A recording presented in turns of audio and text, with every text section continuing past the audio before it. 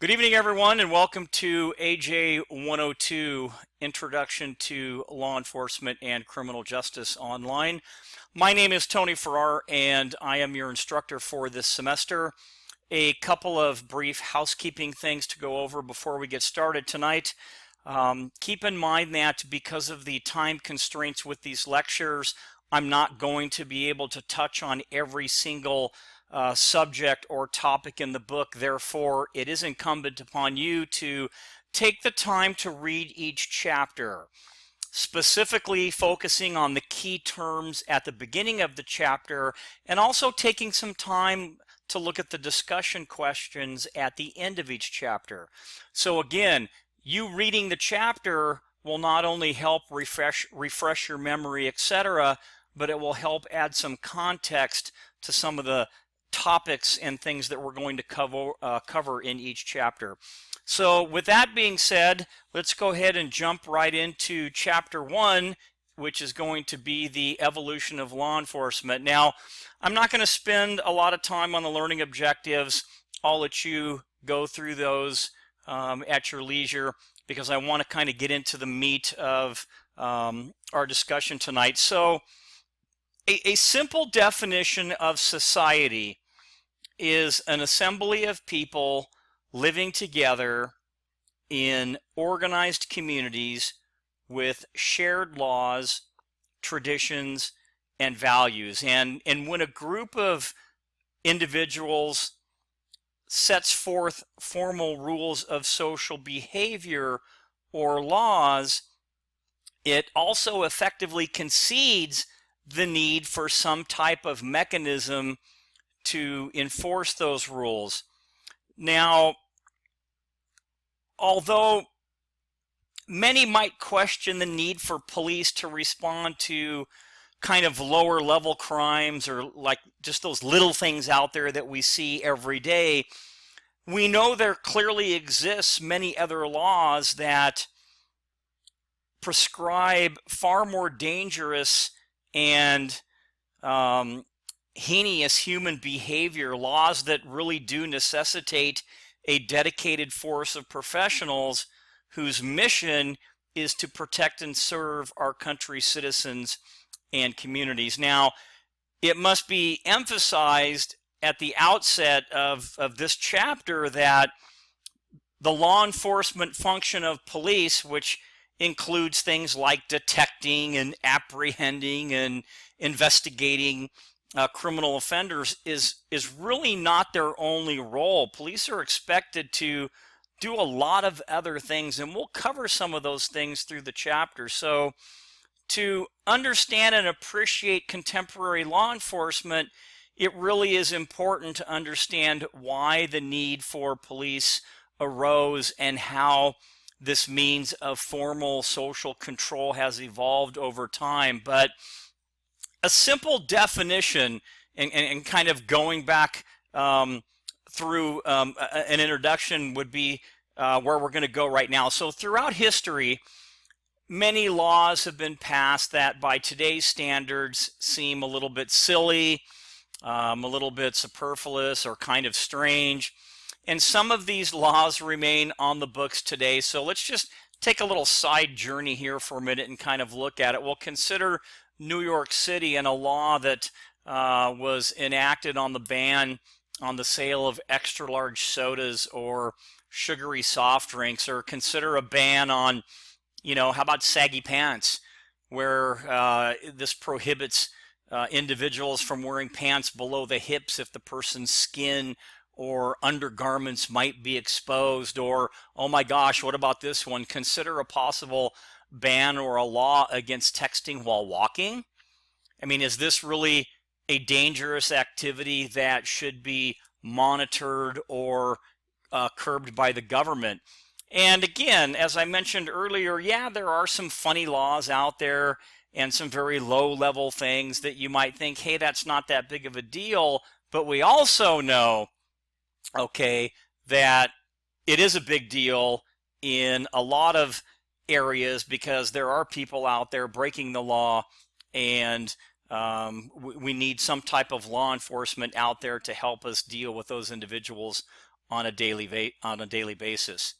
So law enforcement can be traced back to the cave dwellers who were expected to follow certain rules or face banishment or even death. And the prehistoric social order consisted of small family groups living together as tribes or clans, and the tribe's chief had pretty much all of the power, the executive, the legislative, and the judicial power. Now, the philosophy back in primitive and ancient law was basically justice was retaliatory, and it was meant to punish the offender, which some of us might think, hey, that's okay.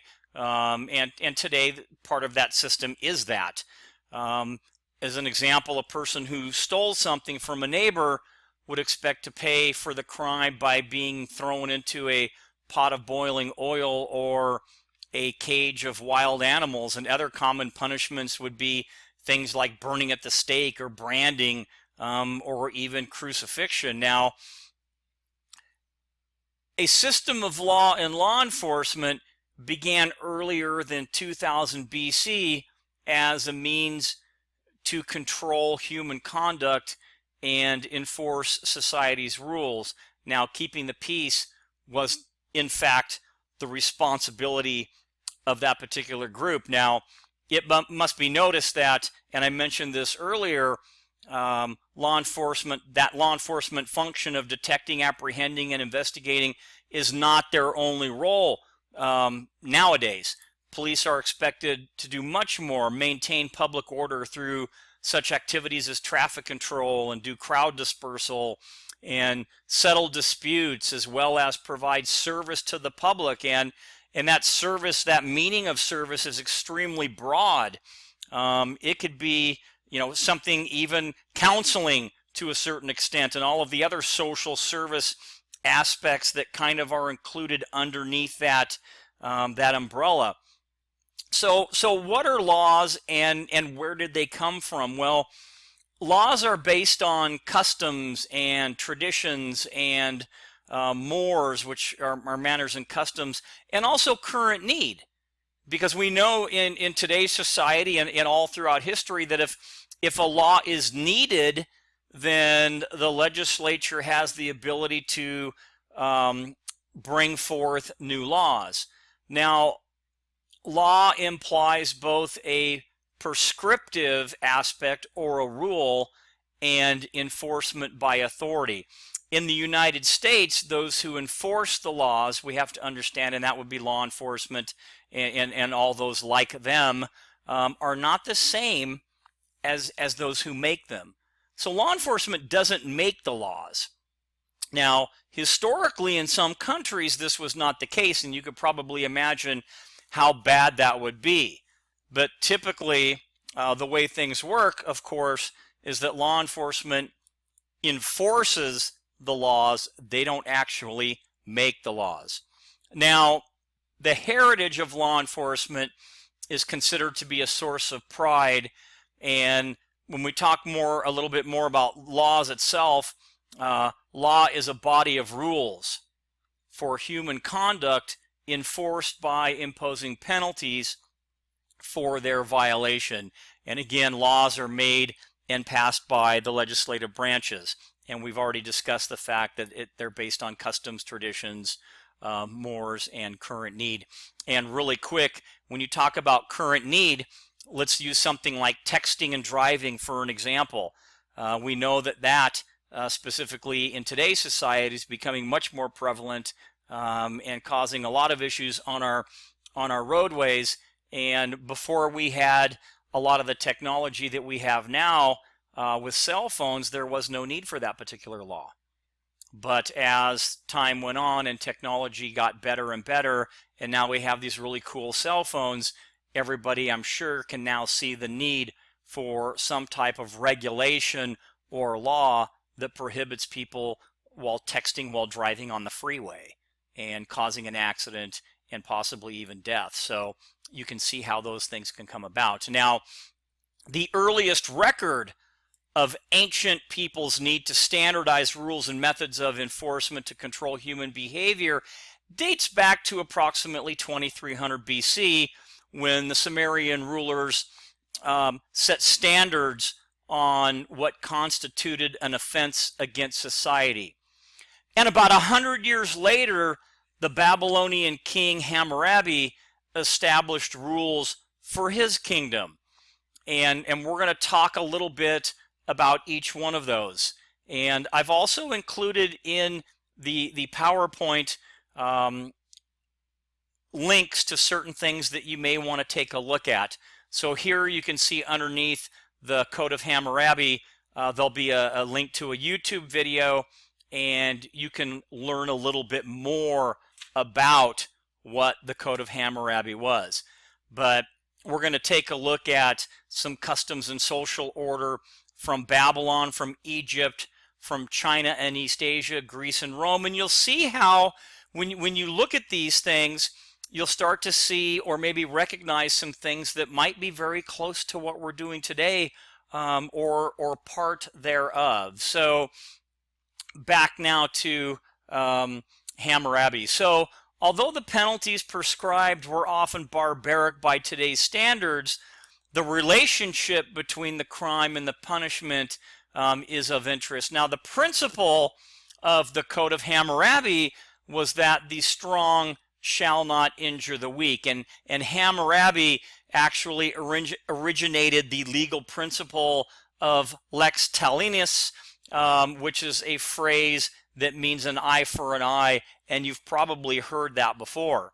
Now, when you're talking about Egypt, the first accounts of developing a court system came from Egypt in about 1500 BC. The court system was presided over by judges appointed by the pharaoh. So think about that. We'll stop for 2 seconds and think, do we have a court system presided over by a judge today? So again, it may not be super exciting to you, but it is to me, because you can actually see how some of these things have been brought forth or brought forward through time. And I just think that's really pretty cool. So in 1000 BC in Egypt, public officers performed some police functions, if you will. Now, here's another interesting kind of fact. Their weapon and symbol of authority was a staff topped by a metal knob engraved with the king's name. Well, does that kind of look familiar? Well, I mean, think about what a law enforcement officer, early on in law enforcement, they would carry something known as a baton, and that was like a large stick, or if you will. So, I mean, could this symbol of authority, the staff with the metal knob, kind of have evolved over all these years to where it is now the police baton? Again, just some kind of interesting facts to throw out there. So China and East Asia, well, ancient China developed what they called the prefecture judicial system during the Chu and Jin periods, and prefects, which consisted of magistrates appointed government officials, were charged with overseeing the civil administration of their respective jurisdictions. That's kind of, I mean, when you kind of equate that today, so you've got these appointed officials that were in charge of overseeing civil administration of certain little areas or certain jurisdictions. And they were also tasked with some law enforcement duties respectively. Now, Greece, well, the Greeks had an impressive form of law enforcement called the ephori. And each year at Sparta, a body of ephors, as they called them, was elected and given almost unlimited powers as investigators, judge, and executioners. Now, you could see how, of course, this would not work today. That's why we have the separation of powers, and we have the different branches of government, if you will. But imagine what it would be like if the same person was the investigator, the judge, and of course the executioner. Now, these 5 men also presided over the Senate and Assembly, ensuring rules and decrees were followed according to Greek law. Well, in Rome, like the Greeks, the Romans had a very highly developed system to administer justice. The 12 tables was the first written laws of the Roman Empire, and they were drawn up by 10 of who were supposed to be the wisest men in Rome in 451 and 450 BC, and these laws were fastened to the speaker stand in the Roman Forum as they announced them and did other things as well. So, which one of those, just kind of a side question here, which legal customs do you really find most interesting, and why? Just kind of think about what custom did you think was kind of interesting, and maybe why not. So now, as we're kind of moving forward now, so we were way back, and now we're moving forward, and we're going to talk a little bit about English law and law enforcement and some milestones along the way. And we're going to look at the Anglo-Saxons and tithing system, and we'll spend a little more time on that. And we'll briefly cover the Norman Frank Pledge system, the 12th century, the Magna Carta, and then, hey, what happened over about the next 500 years? Well, the Anglo-Saxons and the tithing system, well, some of the milestones that happened during this particular period would be that they grouped their farms around small self-governing, self-policed villages. And when criminals were caught, the punishment was often very severe, but they could prove their innocence through battle or testimony from other tribe members. So if you stop and you kind of think, well, now today's society, we don't have battles in the courtroom, but do we have testimony from other individuals? And of course, the answer would be yes. So just again, could that have been, how that evolved through all those years? So over time, however, the informal groupings became a little bit more structured. Now, Alfred the Great established a rule that every male, unless excused, was to be enrolled in a group of 10 families known as a tithing. And this tithing basically is about collective responsibility, so for maintaining order. So a tithing is a unit of civil administration consisting of 10 families, and that established the principle of collective responsibility for maintaining law and order. So any person who was discovered, any person who discovered a crime, would then also put out what they call a hue and cry, kind of like we might yell "stop thief" today. And those that heard the shout or witnessed the crime were basically bound to help catch the person. So hue and cry was interesting. It's a shout by a citizen who witnesses a crime, enlisting the aid of others in the area to chase and catch the offender.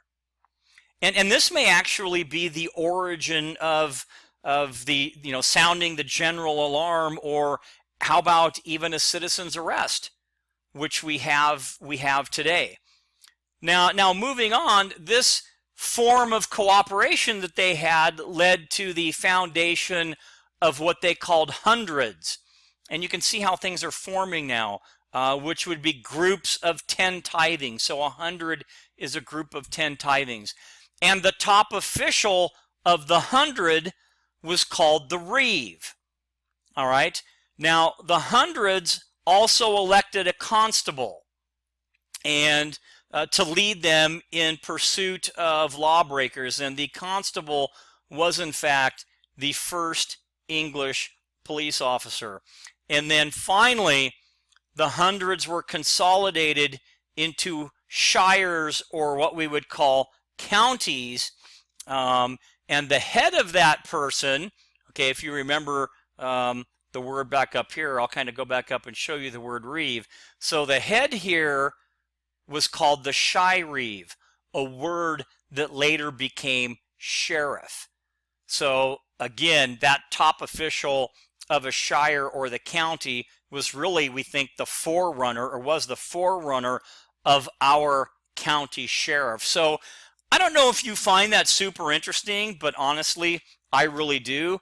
I think it's kind of a cool thing when you look at how things have developed over the years. So now let's quickly touch on these other areas, and then we'll move a little bit further forward. So the Norman Frank Pledge system. Well, in 1066, William the Conqueror, a Norman, invaded and conquered England. Now, as king of a conquered nation, William was too concerned about national security to allow the tithings to keep their system of home rule. So he established 55 military districts, each headed by a Norman shire who answered directly to the crown. Now, the Normans modified the tithing system into the Frank Pledge system, which required loyalty to the king's law and mutual local responsibility of all free Englishmen to maintain peace.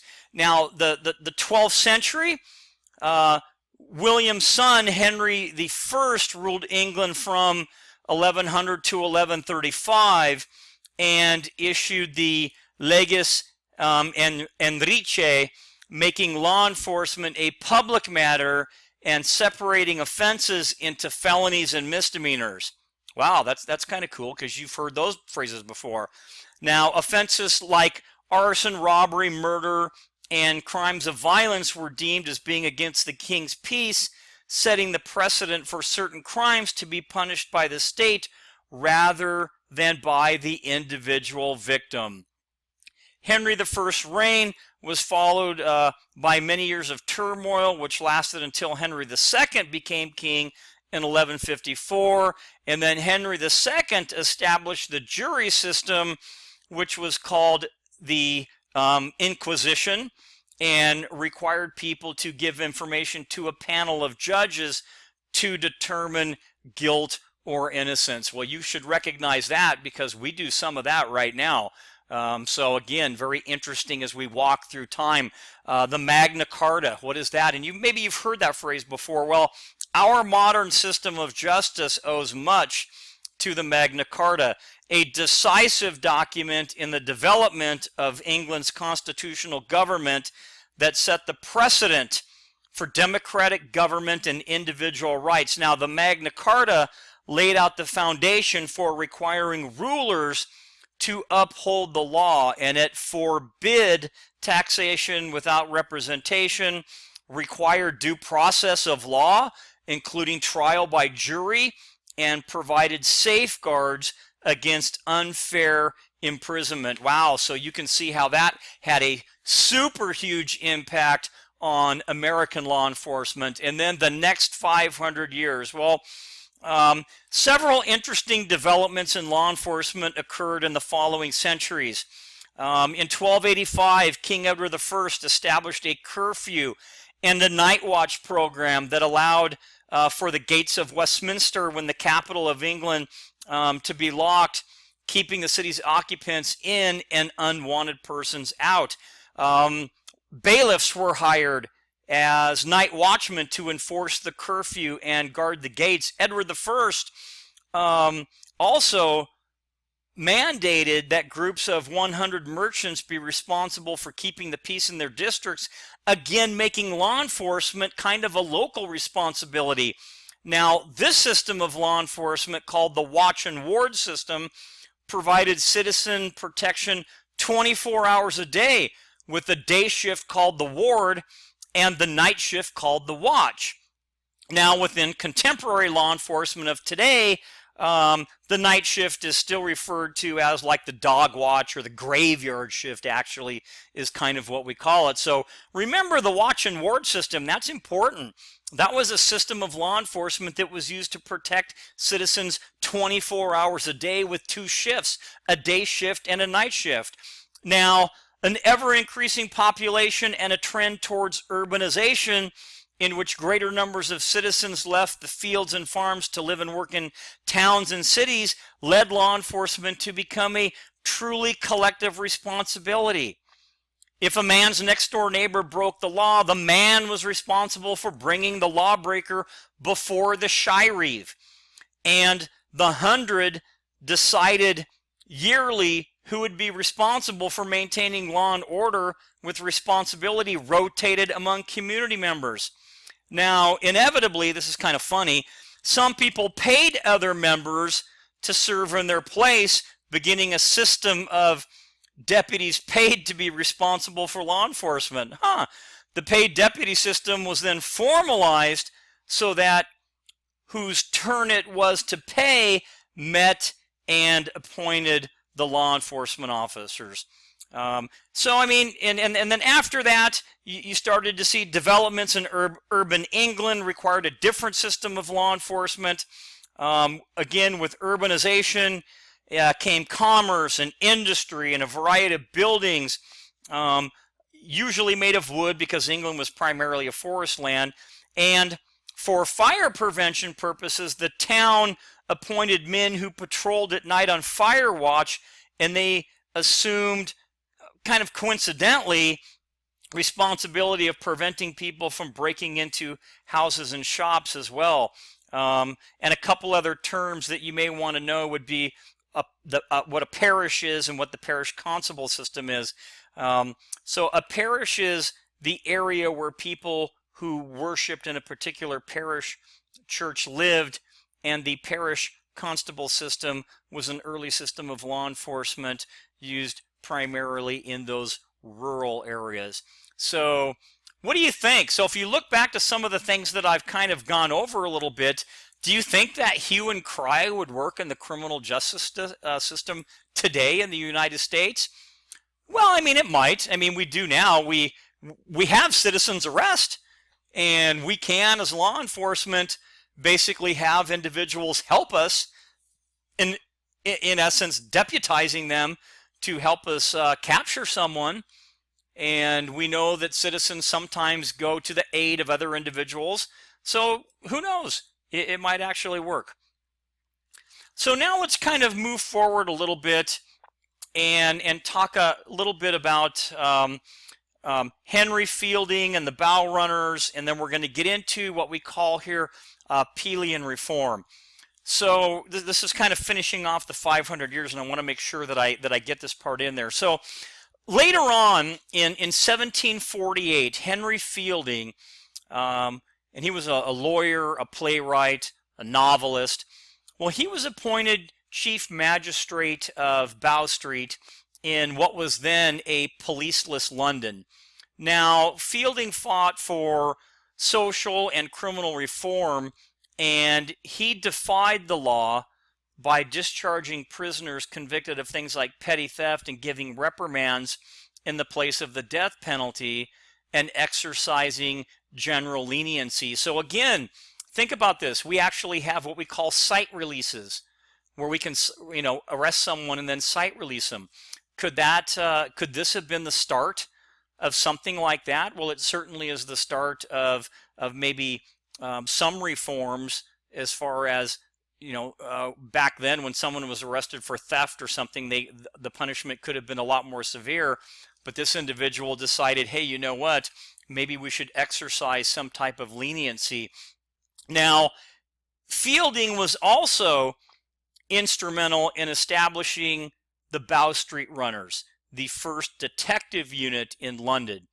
Now, this amateur volunteer force under Fielding's direction swept clean the Bow Street neighborhood, and when these runners proved successful, other units were basically organized, and foot patrols of armed men guarded the city streets, and a horse patrol combated highway robbery on the main roads as far as 25 miles from Bow Street. So remember, the Bow Street Runners, they were the first English, basically, detective unit established in London by Henry Fielding way back in 1750. So despite the rampant crime, however, most Londoners resisted an organized police force, seeing it as restricting their liberty. And they had fought hard to overcome the historical abuse of military power by English kings, and resisted any return to centralized military power. Then in 1819 and 1820, two contrasting incidents helped people begin to change their mind. Now, the first was the Peterloo Massacre, an attack by armed soldiers on a meeting of unemployed workers that left 11 people dead and hundreds injured. And this incident vividly illustrated the danger of using soldiers to maintain peace. And in contrast, the second incident, the Bow Street runners broke up a conspiracy to murder a number of government officials. And when the conspirators were executed, the people saw that actions by professional peacekeepers, okay, law enforcement, could in fact prevent a major insurrection. So you can see that this is kind of a change of focus and mindset. So moving on to something called Peelian reform. Now, Sir Robert Peel has been said to be the father of modern policing, proposed a return to individual community responsibility preserving law and order. In 1829, the London Metropolitan Police, called Bobbies or Peelers after Sir Bobby Peel, were uniformed for easy identification. And they wore top hats and royal blue coats and white trousers, and were armed with what they called truncheons. And they focused on crime prevention through patrol. And when you talk about Sir Robert Peel a little bit, let me let you know that Peel's principles for reform called for local responsibility for law and order, appointed paid civilians to assume this responsibility, and standards for these individuals' conduct and organization. Now, his proposals led to the organization of the Metropolitan Police of London in 1829. So you can see what a significant impact that this individual had on policing. So now we're going to take a look at early law enforcement in the United States, and before we do that, though, I want to finish up with a little bit more on the London Met Police. So the term police, introduced into England from France, is derived from the Greek word polis, P-O-L-I-S, meaning city. And British police historian by the name of Critchley states that from the start, the police were to be a homogeneous and democratic body in tune with the people and drawing itself from the people. Now, the London Metropolitan Police, again called Bobbies or Peelers after Sir Bobby Peel, were uniformed for easy identification. Again, they wore top hats, three-quarter length royal blue coats, and white trousers, and were armed with truncheons. And again, their primary function was crime prevention through patrol, meaning that if they're out there patrolling, that hopefully people won't commit as many crimes. So now let's move. Now would be a good time to move into the early law enforcement in the United States, and we'll take a look a little bit about the history of policing in the U.S. and we'll kind of move forward. So when the English colonists came to America, they brought with them many traditions, including traditions in law enforcement. And from the beginning, they were in fact concerned about avoiding anarchy. The early colonial American settlers relied heavily on self-policing to ensure the peace. And communal pressure was in fact the backbone of law enforcement. The colonists were of similar background, most held similar religious beliefs, and there was actually little worth stealing. So many features of British law enforcement were present in early American colonial settlements in New England, where people depended on commerce and industry. The night watchman or constable served as the protector of public order. In the South, where agriculture played a dominant role, the office of sheriff was established as a means of area law enforcement.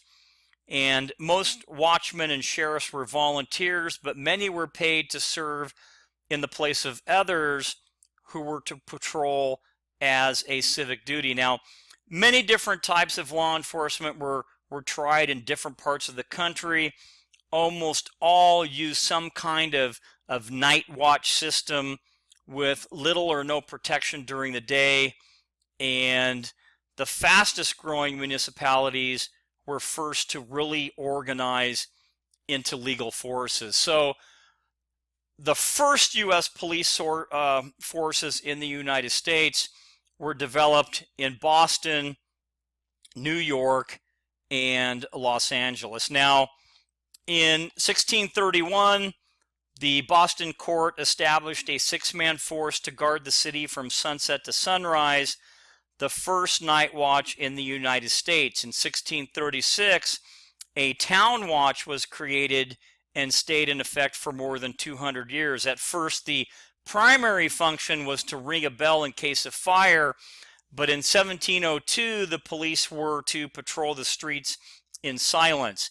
In 1735, they were required to call out the time of day and the weather. In New York, the first colonists in New York, then called New Amsterdam, were Dutch who settled on Manhattan Island's south end. Now, in 1643, what they called a burglar guard was formed to protect the colony. Then, in 1653, New Amsterdam became a city, and the population was about like 800, and the burglar guard was changed to what they call a rattle watch, a group of night patrolling citizens armed with rattles to call for help. In 1664, the British took over New Amsterdam and renamed it New York. Now, 30 years later, listen, the first uniformed police officers replaced the nighttime rattle watch, and 4 years later after that, New York's streets were lighted. So basically, okay, in 1664, when the British took over New Amsterdam and renamed it, 30 years later after that, the first uniform police officers replaced that nighttime rattle watch. So in 1844, New York City established the first modern, round-the-clock, paid city police force in the United States, modeled after London's Metropolitan Police. So you might actually see that again somewhere.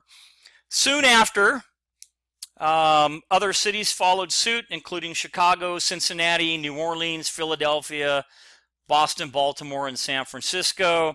And although early law enforcement in the United States was patterned after the London Metropolitan Police, several significant differences existed, one of which was that New York police officers protested wearing uniforms. Interesting. It was not until 12 years later, after its official formation of the New York Police, adopted a full police uniform and again became the first uniform law enforcement agency in the country. Well, in Los Angeles in 1850, California became a state, and Los Angeles incorporated as a city with a population of about 1,610 people.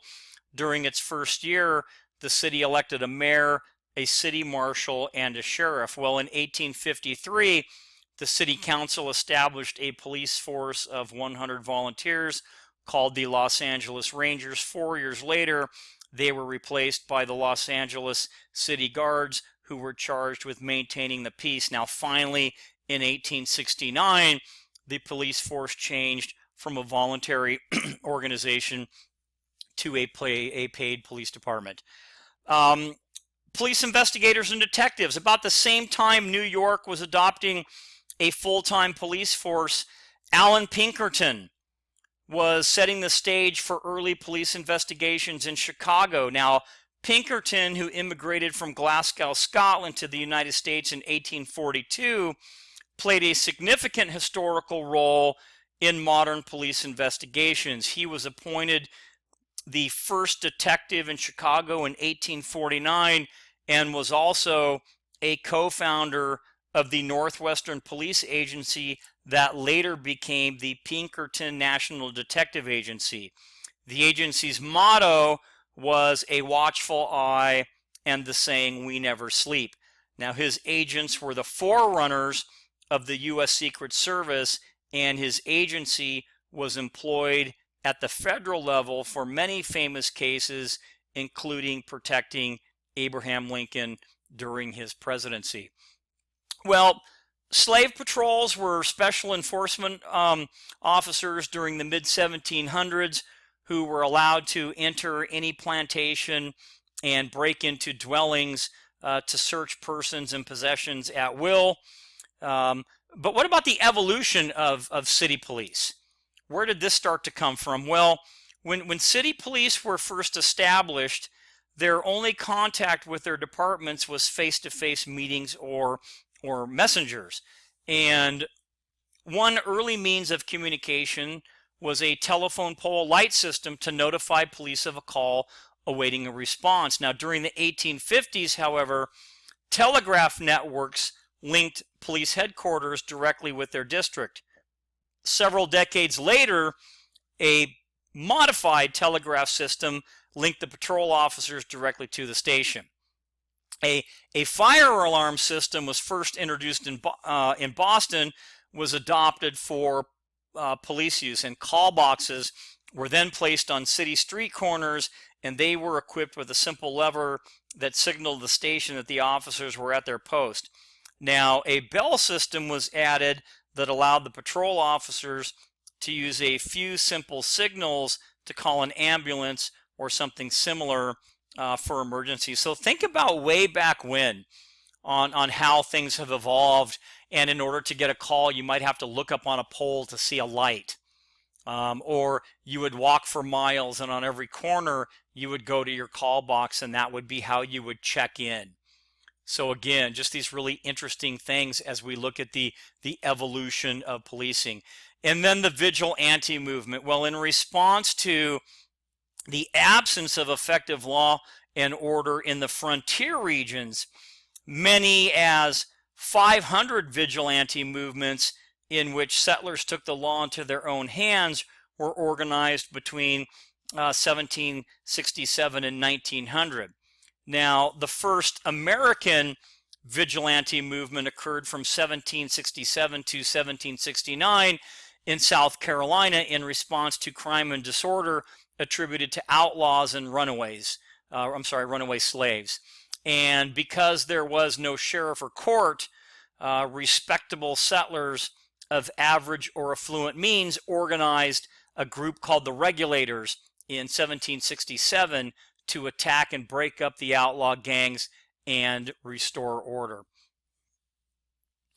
So as we started, we've gone through kind of, municipal law enforcement and where it came from, and even talked a little bit about counties and things like that. Well, what about federal agencies? How did they start to kind of come into play, and what brought that forward, if you will? Well, the establishment of federal agencies came about as the need, of course, grew as different aspects of law enforcement were needed and identified. So as the country grew and society became more complex, federal and state agencies were established to meet the needs that could not be met at those local levels. Now, U.S. police forces may be classified accordingly to the level of government each serves. However, no uniform pattern of police administration exists at any level of government, and no mechanism really exists to coordinate the agency's activities or goals. So the levels of government authorized to have law enforcement agencies are federal, state, county, and local and municipal. Now, in addition, there are tribal law enforcement agencies that operate throughout the country as well. So Congress established numerous federal law enforcement agencies to meet the demands created by the nation's changing conditions, the oldest of which is the U.S. Marshal Service, founded in 1789. Other early law enforcement agencies include the Bureau of Internal Revenue Service, the Department of the Treasury, later named the Internal Revenue Service, whose agents were and still are charged with investigating things like tax evasion or tax fraud. The U.S. Secret Service was established in 1865 to fight currency counterfeiters. As such, it was also under the Department of the Treasury. And in 1901, it was given the responsibility of protecting the President of the United States, the President's family, and the President-elect and the Vice President. So what about the Department of Justice? Well, the Department of Justice is the largest law enforcement firm, or largest law firm, if you will, in the country, and represents all U.S. citizens in enforcing the law. The Attorney General is the head of the Department of Justice and the chief law officer of the federal government. Today, the Department of Justice law enforcement agencies include the FBI, the Federal Drug Enforcement Administration, the U.S. Marshals, the Bureau of Alcohol and Tobacco, Firearms, and Explosives. Now, the Federal Bureau of Investigation was created initially created and then renamed in 1935. So created as the Bureau of Investigation and renamed the Federal Bureau of Investigation in 1935. This is the primary investigative agency of the federal government. The first director of the FBI was J. Edgar Hoover, and early agents were transferred from the Secret Service, most having little or no actual law enforcement experience, but instead basically some white-collar backgrounds. So we're going to kind of look at a couple of different agencies as we go through that. And I have a chart here for you that you can look at some of the current organizations as we talk about some of these as we're going through. The Drug Enforcement Administration, DEA, seeks to stop the flow of drugs at their source, both domestic and foreign, and to assist state and local police in preventing illegal drugs from reaching local communities. The U.S. Marshals are appointed by the President and are responsible for seizing property in both criminal and civil matters to satisfy judgments issued by federal courts, and providing physical security for U.S. courtrooms and for transporting federal prisoners and protecting government witnesses whose testimony might jeopardize their safety. The Bureau of Alcohol, Tobacco, Firearms, and Explosives is primarily a licensing and investigative agency involved in firearms and explosives and issues of that nature. The Department of Homeland Security, as a direct result of the terrorist attacks on 9/11, was the birth of the Department of Homeland Security, if you will. The Department of Homeland Security, established on November 25th, 2002, and activated on January 24th, 2003, is the largest cabinet department in the federal government after the Department of Defense and Department of Veteran Affairs. And here again, and I'm not going to go through all of those because time is starting to run out, but you can look at a current organizational chart of all of the different federal agencies, and you can do a little more research in your textbook to kind of look at some of those. So state agencies, when we start looking at the establishment of state agencies and how did they come about? Well, many federal agencies have state counterparts, including state bureaus of investigation and apprehension and state fire marshal divisions, as well as departments of natural resources, driver and vehicle services divisions, and Department of Human Rights. Today, the most visible forms of state law enforcement are the state police, who often have general police powers and enforce all state laws, but really don't work within the municipalities that have their own police forces unless they're requested. State Highway Patrol, they focus their attention on the operation of motor vehicles on public highways and freeways, enforcing state laws and all laws governing the operation of vehicles on all of the state's public roadways. So that's a little bit about, a little bit about state stuff. How about county? So we've talked about state, we've talked about municipal, and we've talked about a couple of other issues. Well, let's move into the county stuff now and how they developed. Well, the three main county agencies are the county sheriff, the county police, and the coroner or medical examiner.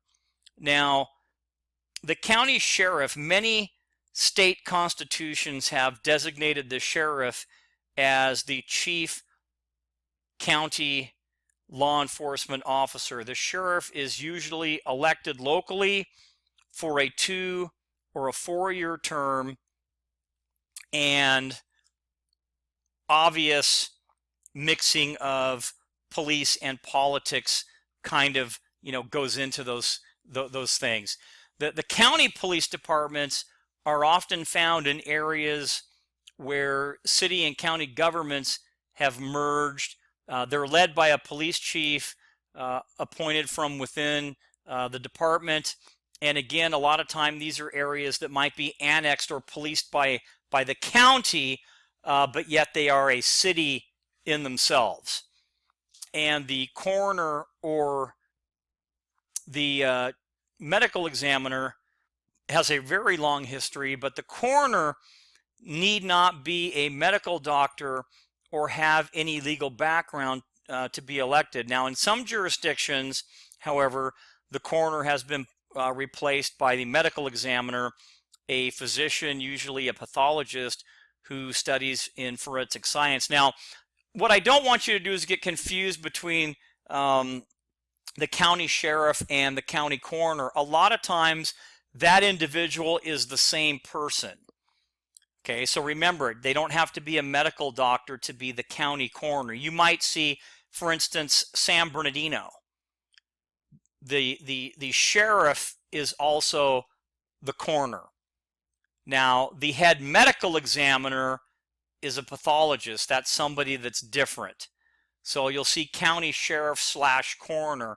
That would be the same person, if that makes any sense, and hopefully it does. So let's take a look quickly about development of local agencies, and then we'll talk about police powers, or the 3 eras of policing, and then we'll wrap up really quick. So in addition to federal and state agencies, much power is vested in local agencies.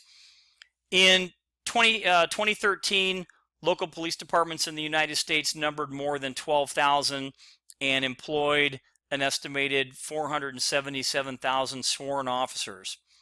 Now, as far as municipal police go, the least uniformity and greatest organizational complexity are found at the municipal level because of local autonomy. Municipal officers carry out their responsibilities within a limited geographical jurisdiction. In the municipal agency that most closely resembles Peel's London Metropolitan Police, upon which law enforcement in the United States is modeled. So what we're saying here is that those municipal agencies really do mirror the London Met Police. And keep in mind that they are, in fact,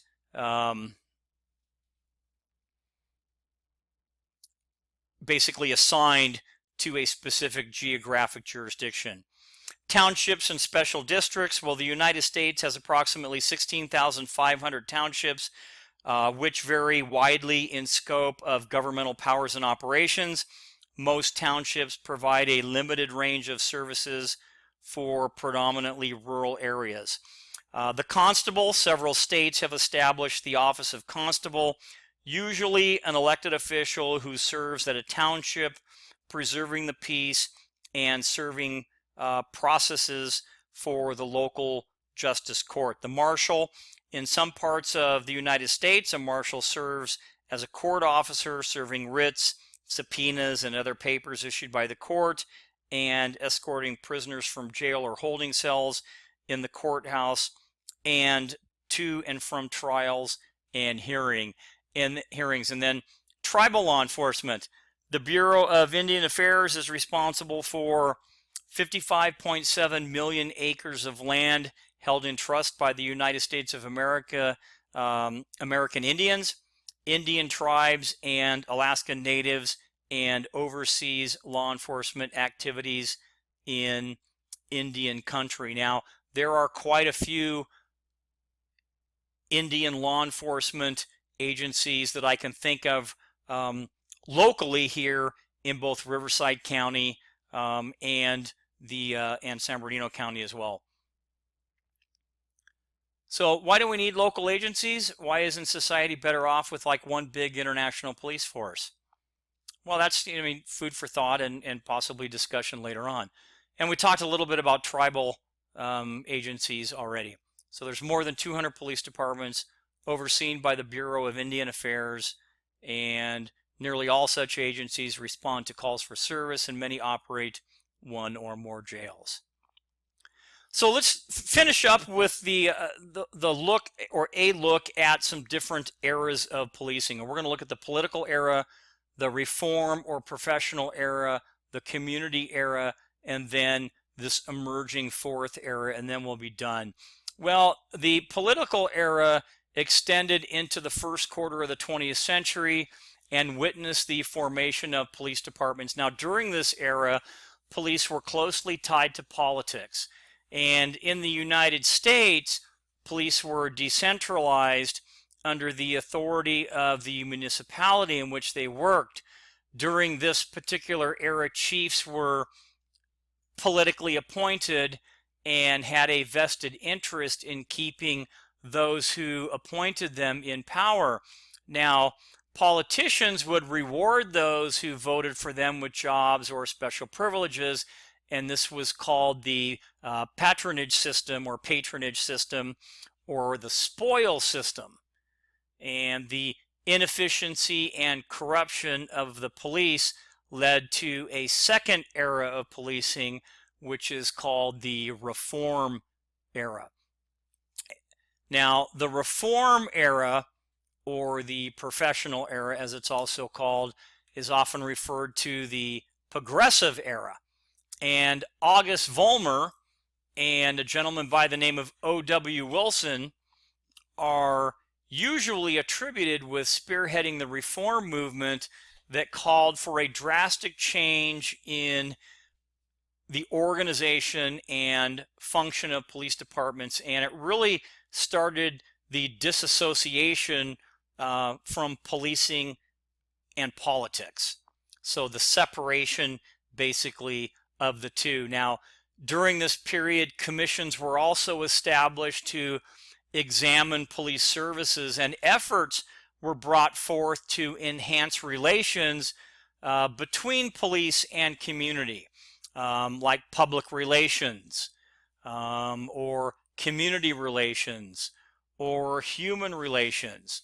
And again, different commissions to really start to enhance those bonds and relationships between police and the community. Now, with the dissociation or disassociation of policing from politics came a change in emphasis in the policing role as citizens began to equate policing with fighting crime, not with politics. The relationship between the police and the public also changed.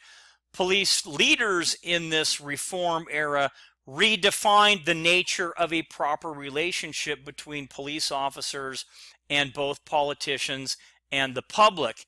And police would be basically impartial law enforcers who related to citizens in a professional, neutral, and basically distant term. And also during this same era, this reform or professional era, this term thin blue line started to develop. So this was a phrase referring to the line that separates law-abiding peaceful citizens from others who prey upon them. And the phrase itself also suggests perhaps even a distance between the police and the public they serve. But the thin blue line describes the dangerous threats to communities, with the police standing between that danger and the law-abiding persons. And this is kind of what I'm talking about when we look at that thin blue line. Well, then we move into the community era. And in the 1980s, many police departments began experimenting with more community involvement in this thing we call the war on crime. And Mentel's Fair and Democratic Policing, that was in 2008, this author suggests that engaging the community to create and maintain and trust relationships is in fact important, and maintaining rights to privacy while protecting national security is also important, even though we're all involved in this war on crime thing. Also, taking diversity into account when devising a police strategy, and making a commitment to police integrity, building successful relationships with the media, and of course encouraging openness and police innovation. And also during this community era, we start to see the traditional versus community policing. So we see the reactive or traditional police response versus the proactive or community type response. Now, reactive is responding to calls after the fact, and proactive is anticipating problems and seeking solutions to those problems, such as we do in community policing. And I put a chart in here so you can kind of take a look at it, and you can see the comparison between the different three eras that we're talking about and the function that goes along with each one of those. Now, very quickly, an emerging fourth era. Well, American policing has been said to have gone through three eras: the political, reform, and community, and consists of four different models of policing, like traditional community policing, problem-oriented policing, and then zero tolerance. Well, with the tragic events of September 11th and the government's movement towards enhanced domestic security, some argue that we have entered into a new era in American policing and are witnessing the adaptation of a new style of policing, namely Homeland Security. Now, this fourth era, an information era, has emerged as a result of those 9/11 attacks on the United States, and is termed variously as Homeland Security, but also has aspects of things like data-driven, intelligence-led, predictive, and evidence-based policing based on risk assessment and risk management. And we'll talk more about those phrases later on. So that's going to conclude our lecture for this evening, and I came close to 60 minutes. I'm just a little bit over, so I apologize. If in fact you have any questions, you can always post them on the discussion board. I have an area for general discussion questions, you can post them and myself or perhaps another student will answer. If you don't want to post it there, you can always email me and I will be more than happy to get back to you. But again, because there is so much information, I can really only cover so many things. Therefore, it is really incumbent upon each one of you to read the chapter, look at those terms and definitions at the front of each chapter, and take a look at those discussion questions as well at the end of the chapter to see how you might answer some of those questions, and it will also help you study for your upcoming quizzes and also your chapter exam. So if there is nothing else, that's going to be it for, again, our first chapter 1 lecture, and until next time.